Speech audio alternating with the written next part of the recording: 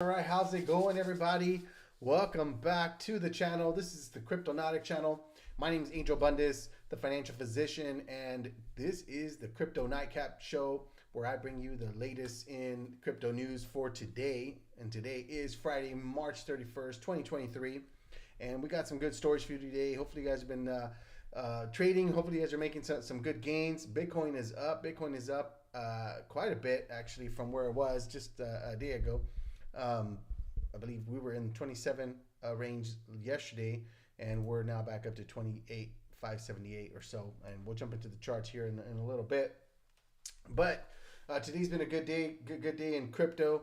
A lot of good stuff, a lot of good stories this week. There's a lot of good things happening, a lot of stuff that's impacting, the positive price movement of Bitcoin. For those of you guys who don't know, obviously we're in the middle of this bear cycle and coming back into the next bull cycle as we approach the 2024 Bitcoin halving event. So if you're not familiar with the Bitcoin halving event, you should know what the Bitcoin halving event if you want to be in crypto. So right now, it's looking like estimated to be around the middle of April for the next halving next year. And so this is a great accumulation phase. We will likely see Bitcoin, possibly touch 50K sometime this year, and maybe pull back, retrace back down. I think right now we could easily get up to 33, 35, something like that, and then it'll probably come back down. Hopefully, I have buy orders pretty much starting from like 26.1 down to under 25, just around the 24 mark, and I think I have like one more Hail Mary order like around 23.3, something like that.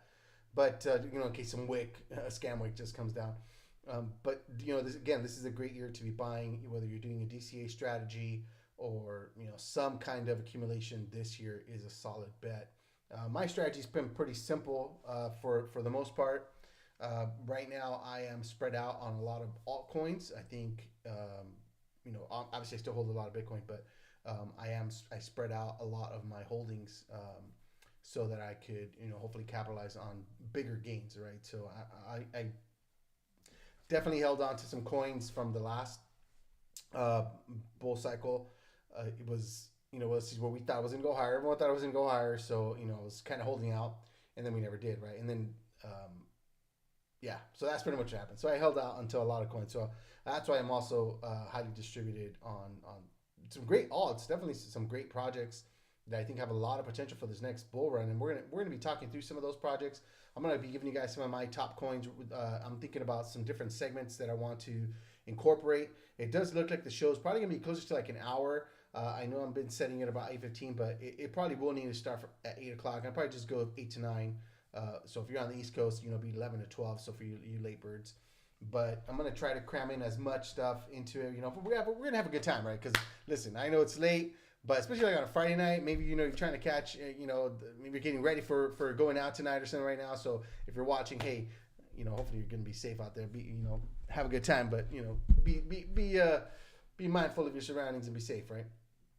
But yeah, I'm gonna try to give you guys a full hour of great content and just a lot of different stories, different opinions, and definitely looking at charts, different coins, and talking about projects that I think I'm coming up, or just stuff that I find interesting, different projects that I'm putting in some money into. I definitely want to let you guys know about those.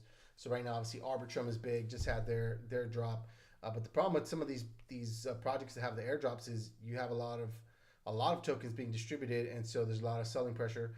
And then more importantly than that is a lot of these projects have large distributions that will, like they have basic time periods, right, where they're locked up before they're released. And so some whale or some early investor gets a big chunk, they could be dumping the market. And so that puts a lot of sell pressure on these projects. They come out hot at the very beginning, and then, it's hard to really get the rides up when there's just so much, sell pressure from the large distribution, these airdrops and things like that. So I get it.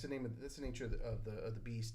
But because if you get an airdrop and you have some free tokens that you didn't really do anything for, you didn't buy anything, that's free money. Who's not going to want to sell? I have some that I get, and I definitely have sold some when I need it because I wanted to diversify that into another project, a more stabilized project that's booming or something like that. So I've done it. It's the it's part of the game, right? That's what we're playing here. That's what we're here for, right? We want the most gains Hopefully you can use it for good purposes, whatever those gains are. But we're all here to try to change our lives to the better, right? To find economic freedom, to find financial freedom through crypto assets. That's really what it's all about.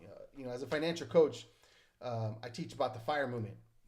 The name of my company is actually called Fire Life Financial. So FIRE stands for financial independence, retire early. And the idea is that if you invest aggressively, especially if you're young, like if you're a millennial, you don't have to wait until you're age 65 to retire. Because one of the main things about finances that I have come to know in what I teach my students is retirement is not an age. Retirement is a number. It's a financial number. Basically, it's the amount of assets that you need in order for you to maintain the lifestyle that you want to maintain, right? But once those assets start generating a certain amount of income, right, per year, enough that it covers your living expenses, then you don't have to work for money anymore. Essentially, you can retire. Because if you've built up enough assets, right, and let's say you have a generally low cost of living, it doesn't really matter what the cost of living is, but if your assets can maintain your cost of living, then, right, and your income that's being produced by the assets that you're holding can cover all of your living expenses, then you don't have to work, right? So you can effectively retire. You don't have to do anything for money. You can go spend your time doing whatever you want. Spend your time serving, some nonprofit or some ministry, whatever it is that you want to do. Maybe travel the world. And if your expenses are being covered, then there's no reason for you to go to work, right? And now the thing is, it's not about not having to work. The idea is that you don't have to work for money. It means you can focus your time on doing cool stuff. You can create. You can do things that bring you joy and happiness and where you find purpose and meaning. And, if you love serving and you love going to work at Starbucks, then go work at Starbucks. But the idea is that you don't need that paycheck. You're there just because you love doing the job. And that's what we want to get back to, right? That's what crypto assets can bring you. Because if you are able to live, right, off of your assets, then you can do whatever it is you want to do. You can do whatever it is that brings you joy and fulfillment and happiness. And that's what we should be teaching. That's what we should be teaching our kids. And hopefully us as parents, we're going to do everything possible to make sure we give our kids a good life, but make sure they're not spoiled, make sure that they learn how to work, make sure they appreciate the value of a Bitcoin, not a dollar, but you understand what I'm saying, right? Learn the value of earning something, because then that's not going to make them, hopefully that will not make them, feel like they're owed something, spoiled and all that stuff, right? So that's the kind of stuff that I teach in my financial courses, and that's what we're here to do with crypto assets. This is why I'm here. This is why I'm teaching. This is why I'm doing this live stream, because I believe in the power of, what economic freedom can do for your life. When you make money the sole ambition of your life, life can be very meaningless, right? It's whatever. But when you understand that money is just a tool, right? It's a tool for the use of economic exchange, right? That's pretty much all it is.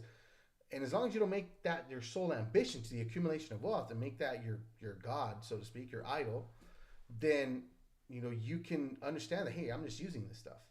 I need to generate it, but it's not what I live for. It's just like whatever. It's like anything that I have, any tool in my tool chest, right? If I need a hammer, I'm going to use it when I need the hammer, right? Well, I need money to do things more often, right? It's a tool that I can use. I need daily. And I understand that those resources can help me do a lot of other things. I can do a lot of good with those resources, right? And I can put those resources to work to generate more resources so I can be more productive and be more effective in the things that I want to do and accomplish, right? So that's how I got to look at money. And, a lot of people, though, have a very unhealthy relationship with money. They think that, that's what it's all about. It's because they see people with money and they think that's what is going to bring me happiness or whatever. Like people that are poor or people that are poor will say things like money doesn't bring you happiness. Generally, that's true, right? But the idea is that actually that's not true, right? Money can bring you happiness, right? Because it can give you the opportunity to do things that bring you joy, right? You're able to use the money to go and make memories with the people you love, and that brings you happiness, right? The money itself doesn't make you happy. It's what the money allows you to do. That's what brings you the happiness and the joy, right? So, anyways, off my rant. Let's jump into the news. So today I pulled up a few things that I found interesting, and I just man, we had to just be mindful of what the heck's going on. So let me share my screen with you guys, and then we'll jump into the news. Wrong channel. Here we go. All right. So the headline for today: Senator Warren touts building an anti-crypto army in her re-election campaign. This woman, are you serious right now? Her whole re-election campaign is shaping up to be all about the anti-crypto person. She's fighting for the little man. You just see some of the stuff she says. It's just ridiculous. And that just shows the ignorance, right? Just the ignorance. She just doesn't know. She doesn't understand Bitcoin. She doesn't understand what it is actually doing and what it is doing for people, but what can it do for America as a nation and make us stronger, continue to keep us the world's, really only superpower and economic superpower. But she doesn't see it, right? She's totally blind to it. And let's face it, she is, and this is known as well documented, right? And I may pull it up one day. She gets paid so much money to go do speaking engagements for some of the top banks and financial institutions. Your JP Morgans and Bank of Americas of the world. These banks, these big companies pay her millions of dollars a year to go do speeches and whatever else. You don't think that is a way of her getting compensated, under the table kind of thing? But she's doing it to go talk or whatever. She's getting her speaking engagement fees. Whatever. It's all shady corruption, but whatever. But this is what she did. So I'm in this fight to put our government on the side of working families.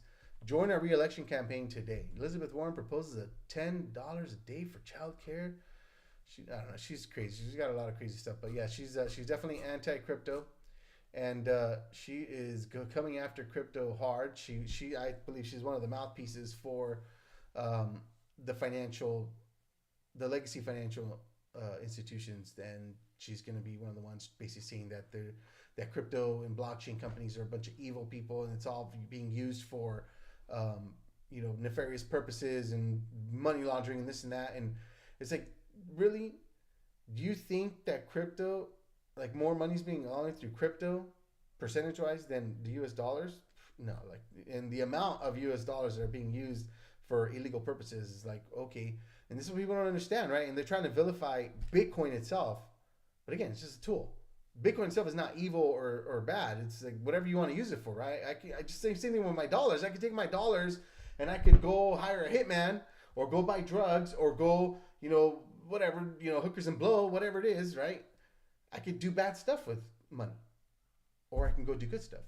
I can go serve. I can go give that money, to go spread the gospel or to go help, blind children or whatever, right? You understand? So it's the same thing with Bitcoin. I could use it for bad things or I could use it for good things. I can go launder dollars, right? I can go sell a bunch of drugs and then go have a fake business and launder a bunch of money through there, right? To bring it into the system, right? Smurfing, whatever you want to call it. So it's stupid, right? To try to vilify Bitcoin, think that it's only for, negative uses. And that just shows the ignorance about that. So anyways, let's jump into the next story. The U.S. government sells $215 million in Silk-owned Bitcoin, plans to dump another $1.1 billion. That's at right now value. Okay, so check this out. So remember the original. This is back in 2014 or whatever, right? Bitcoin was really stolen from the darknet hacker by a hacker named James Zong, and the U.S. Actually, I think a couple years ago, actually finally caught them. And they were able to confiscate some 40,000 Bitcoin or something like that. 41,490 Bitcoins. Well, they still have that much. So they had 50,000 or something like that. Is that what it was? I don't think this one tells me. I forgot where I read it, but it was something like that. So yeah, they sold on March 24th. The government sold 9,861 Bitcoin of the 51,351 that they got. So for a total of $215 million. And you know what's crazy? After paying about $215,000 in transaction fees. Oh, that's right, because they use Coinbase. By the way, this is so stupid. The government sends this Wells notice to Coinbase, right, threatening that they're going to sue them, right, because they're selling securities, whatever. And then the government sends them Bitcoin to go sell the Bitcoin for them. So I just thought that was kind of funny. But here, check this out. This is what's interesting. So, forgot where I read this, but think about this. When they seized these Bitcoin, it was around when Bitcoin was worth around like 60,000. It was around 60,000. Okay. So the government literally just sold it like at 50% off. All they had to do was just hold it. They could have just held it and they would have sold, when it's much higher. But that just shows this, again, the ignorance. Now, just so you guys know, the U.S. government is actually the world's largest holder of Bitcoins from all the seizures and stuff that they've done. So it's estimated that they hold like a little over 1% of the total supply of Bitcoin, making them the largest holder of Bitcoin. So a lot of people don't know that. Now, what they decide to do with it, who knows? And again, this is what we know about. You got to know that there's a lot of black market I forget what they call it, but CIA, wallets and stuff like that. You got to know the CIA's got tons of Bitcoin and a bunch of other assets, I'm sure. So anyways, we won't talk about that. I'm sorry. I didn't mean to throw you guys under the bus there, CIA. Don't come after me. I'm just kidding. All right. So just kidding there. But so anyways, yeah, that's the government. So now here's the deal. But the funny thing is, I mean, this is such a small amount of Bitcoin, and people think, oh, the government's going to dump all their Bitcoin. It's like, it's such a small amount. Like, this is such a small percentage of the total Bitcoin market that gets traded every day. So it didn't do any kind of a blip right into the price. I mean, I think we were trending up around that time. So now the thing is, the government is planning on selling the remaining, 41,500 Bitcoins or so, worth currently about 1.1 billion over the rest of the year. So they are going to be slowly offloading it. And if you, just to put it in perspective, I think if you sold some every day, you would be selling like about 100 and something Bitcoin a day to get rid of this for the next 265 days of the year that's left or something like that. So that's a little fact there. Go do some research on this. This is interesting. But let's jump into some crypto Twitter news. I got a couple stories that I wanted to call out. So first, Michael Saylor. If you're not following Michael Saylor, and if you guys don't know who Michael Saylor is, you should. Michael Saylor is the CEO of MicroStrategy. It's like a software company. And a few years ago, during the pandemic, really 2020, he came to the realization that he needed to do something with his wealth. And he starts, and you hear him talk, he talks about this, that he, kind of went through the whole process of, okay, I have a bunch of money, I got to store it. Now the government is printing a bunch of money, it's devaluing my dollars. You can see the value of the dollars continue to go down every year. So where can I put my assets into stuff that is not, going to go down in value? I need to be able to move it, take it from here to there, wherever. All right, so it needs to be able to be transmittable quickly, and different things, right? He was playing this out. He's like, okay, well, I can put money in gold, right? And it's safe. It's been, slowly climbing a little bit every year, and just maintains its value for the most part. You have other things, right? Fine art, obviously equities, right? Which is all based on the dollar. So if the dollar collapses and you have all your money in equities, then so how do you diversify, right? That kind of stuff. And he pretty much comes across Bitcoin, and because initially he was anti-Bitcoin, and he says it himself, and he started thinking through, and I think someone obviously orange pilled him, but he just comes to that realization that, like, well, it's better than gold because there's only 21 million. Gold, I mean, there's miners every stinking day are mining, literally pulling gold, shiny rock out of the ground, and they're controlled. It's manipulated, right? They control the supply of gold that hits the market. And at any point in time, I mean, these miners could just dump the market full of gold. The countries could dump the market full of gold. So it's not a scarce asset, really. There's a lot of it. And there's this giant, massive asteroid that has like trillions and trillions of dollars worth of gold, enough so that every human would basically be able to live in a house, a mansion full of gold kind of thing. Like, it's just stupid amounts of gold, supposedly. But the point is that gold is not the best thing because obviously, one, that they could keep, there's more of it out there, so it's not scarce, and you can't move gold around. You can't just go and take gold somewhere and take it with you, right? No, you're gonna get confiscated. There's only so much you can do. I watch these memes. I have a bunch. If you follow me, I post stuff about this. People trying to smuggle gold in the airports and things like that in their luggage, and they try to wrap it in like chocolate bars and all kinds of crazy stuff. But gold is not easily, you can't take it with you anywhere, right? And the government can just come and take it. They can come and take your property. But if you have Bitcoin, right, and this goes for any property, right? Art, whatever, any physical property, someone could just come and take it from you, whatever, right? Now, when you have Bitcoin, you have that seed phrase. And as long as you know that seed phrase, you could take your entire net worth with you across the world. No customs checks, no nothing. It's just here, right? No one can take it from you. Now, if someone tries to take you out, right? Hey, we're going to try to steal the thing. Okay, well, if they kill you, then they don't get no Bitcoin. So that's how you gotta look at it, right? Bitcoin is way better. So I love Michael Saylor. You gotta follow him. But this was funny. I wanted to give you guys a little bit of a laugh. So Bitcoin, right? 30%. This is how you need to distribute your Bitcoin. Also Bitcoin, another 26%, but also in red. Also Bitcoin, 14%, but also in purple. And then cyan and green and brown, yellow, pink, blue, black, right? So it's all Bitcoin. Just diversify into Bitcoin. He's a total Bitcoin maximalist. You got to be careful with these maxis though, because they will try to turn you. They make me want to sell. They make me want to sell every single, altcoin, crap coin that's out there, and makes me want to jump into all Bitcoin. But I can't. I have to think smart, think long term. All right, so Nayib Bukele, right? Nayib Bukele. If you don't know who this is, he's the president of El Salvador. He also has been orange pilled and has converted the entire country into Bitcoin. He now has, basically made Bitcoin legal tender. And one of the things I want to bring up on this, because last week he said, next week I'll be sending a bill to Congress to eliminate all taxes, income, property, and capital gains, and import tariffs on technology innovations such as software programming, coding, apps, and AI development, as well as computing, communications, hardware manufacturing.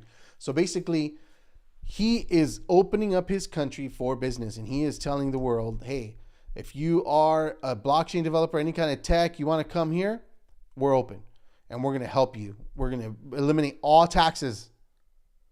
And if you follow some people that are like in Bitcoin that are moving out there, because, you can use your Bitcoin and everywhere it's being accepted in the country. And this guy's been doing all kinds of stuff, cleaning up his country. El Salvador, if you don't know, has had some of the highest murder rates in the entire world for a long time. Their country has been under siege by gangs, MS-13, 18th Street Gang, right? Gang members that were basically conditioned and trained here on the streets of Southern California, and then eventually across a lot of the crazy inner cities in the U.S. Then they get deported back to their country, and then they just go do crazy evil crime out there, right? I mean, I grew up in the hood. I know these guys, right? They're killers, right? They're sociopaths. They have no remorse or feeling about or empathy for other people. They do what they do, and it is what it is, right? I get it, but he's been cleaning all that up. I think he's been on a campaign to clean up his country, and it's been working. He has a 97% approval rating, right? So anyways, he said he was going to send this to Congress, and boom, done, signed. This thing it's in Spanish, so I'm not going to read it to you, but pretty much it's official. He now has passed this into law, and El Salvador is looking very, very compelling for me to consider moving to. So we'll see how that goes. But the last thing I want to share with you guys, is, I think I talked about it a little bit in my stream yesterday. There is a concerted effort in the U.S. right now by U.S. regulators because they're scared and they don't know.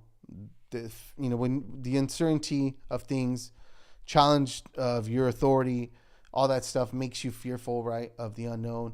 And then you lash out and you become erratic, and you don't think straight, and common sense evades you when you're emotional, when you feel like you're under attack and you're on the defense, right? So I get it. I understand why the U.S. government's doing what they're doing, but if it just takes we just need a good leadership, like good, sound leadership that just says, hey, guys, like, we can't let this innovation, this technology leave America. We need to make sure that this stays here.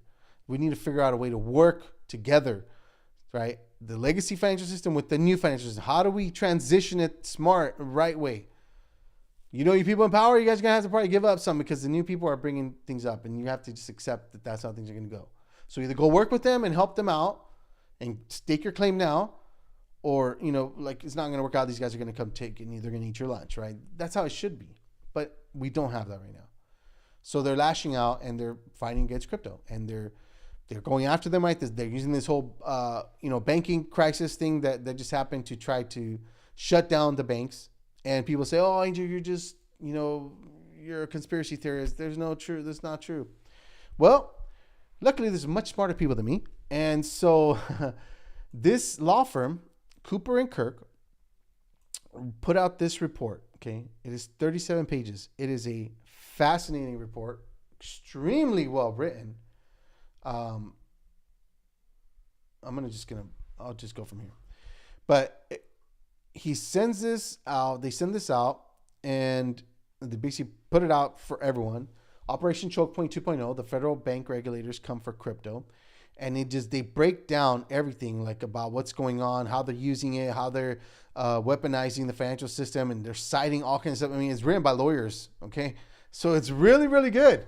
So, what we need to do, how can we use this, right? And I suggest that everyone read this. If you're in crypto, you should read this. You should know what they're trying to do so you can understand why it's happening and how you can work around it, and what we need to do together as a community to support these types of things, these campaigns of, trying to bring awareness of what the reality really is, right? That they're trying to stifle this innovation, trying to stifle growth.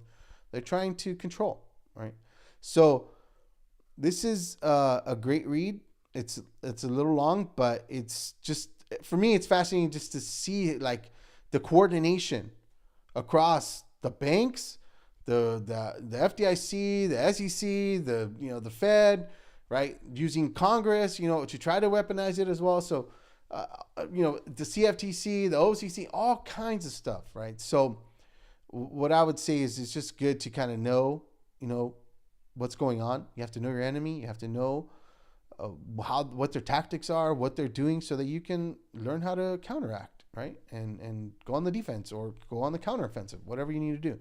So one thing that I think we could all do is we should write or send this, right? And you can go to Cooper and Kirk. You can just look up Operation Choke Point 2.0 Cooper Kirk, and you can get this a PDF and send it to your congressman, to your senators, right? Call them.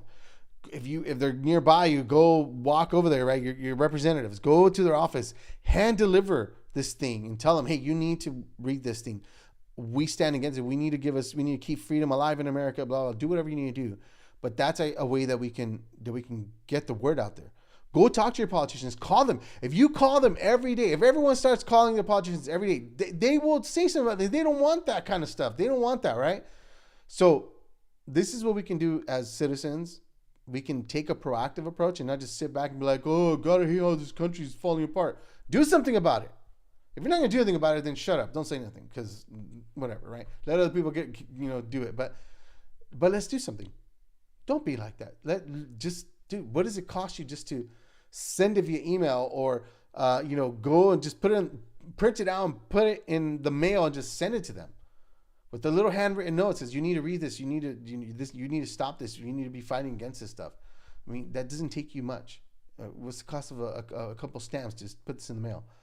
I'm just saying we should just be, I think, a little bit more proactive to jump in and help if you really want crypto to survive and not have it run out of America, because other countries have their hands wide open and they're saying, hey, bring it over here, we'll help you.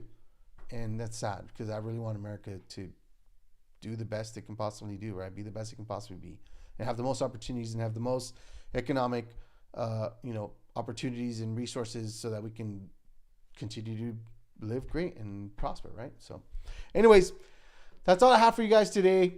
I hope you guys enjoy the show. I'm going to continue to work on some stuff. I'm going to got some graphics, little minor stuff for the launch for Monday. And again, we're going to probably be expanding some different things. I'm going to give you guys the news, and then we'll jump into the charts, which I'm going to do right now before I take off. But I'm going to probably start pulling out some of the top coins that I'm looking at, things that I'm trading, things that I'm looking at myself, or I'm actually investing in myself. And then I'll have a few little segments that I'm going to do, but I'm not going to talk about them right now. I'm just going to bounce them off you, and then you guys will let me know in the comments. So if you're watching this, smash that like button, hit that subscribe, and maybe write a comment. Let me know where you're watching from. All right, so let's jump into this charts. It's going to give you guys a quick little rundown on the prices and kind of see where we're at today.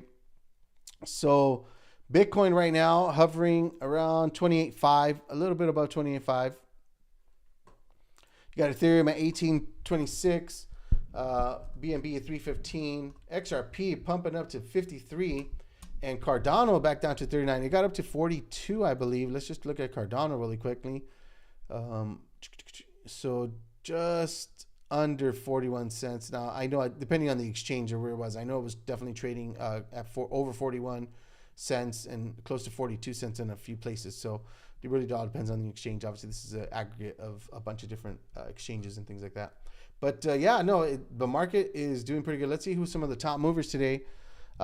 Basic attention token, what? 12%, almost 13%. Casper, 9%. Render, 8%. Render is really promising. I have a little bit. And look at Singularity, another, it went up 6%. So we're back at 43 cents. That's nice. I got this in one of my bots right now trading. So it's making me money every day, just making me money, as well as it continued to go up in value. So that's great. Now, let's look at my chart here. So I was watching ETH earlier. It's in this pattern right here, and I have a feeling it wants to break up and get us close to that 2,000 level. I don't think that ETH will get up to 2,000 until Bitcoin gets over 30, but I could be wrong, right? If we get to that Shanghai release, that may be something that helps pump the price of ETH. But for right now, I'll say it's still going to kind of trail with Bitcoin. So depending on what Bitcoin does. Now, Bitcoin looks like it might be a little bit of an ascending wedge here. So it may break down in the short term. Let me check the daily. Daily wants to move up. Let me just check the 3-day really quickly. So oversold on the 3-day. Let's check the 12-hour or the, actually it wants to curve back around on the Stokes. Momentum's coming back up on the MACD. Who knows where it's gonna go, but it does make me question if it was gonna break down maybe in the short term, right? So yeah, that's kind of what I'm seeing. So it may break down. I'm not sure. If it does, though, it would be quite a bit of the measured move will bring you down. Maybe even back down to here. So where's that? I mean, if it breaks, I don't know if it'll come back up. It might come back up, but let's see the.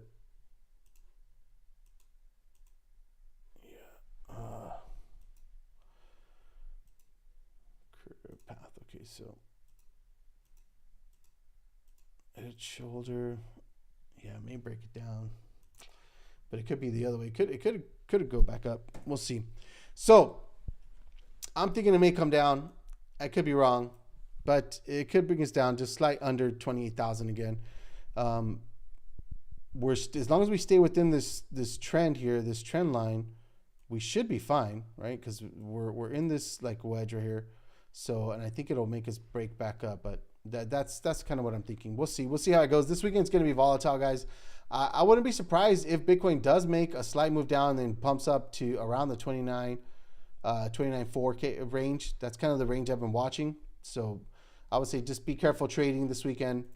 I'm gonna probably be sitting out. I have a few things in play already, but I'm not looking to enter in any trades now, unless I see something really juicy setting up that I just can't resist. Obviously, I'll jump in, but I'm definitely gonna take it easy on trading this weekend. All right, guys, that's it. That's all I have for you today, and I appreciate you guys. God bless you. Hope you guys enjoyed the show. Remember, next week we're gonna be launching it. We'll probably have some music. We'll have other things going on, and appreciate you guys, hitting that subscribe button wherever you're watching, whichever channel you're watching on. Got this going out to multiple channels. So with that, God bless you guys. Hope you have a great weekend. Happy Friday out there. God bless you. Merry Christmas. Keep Bitcoin on. Merry Christmas. Really, I'm tripping out. Happy Easter. It's coming up. And anyways, go get some. Go stack some Bitcoins. Peace out, everybody.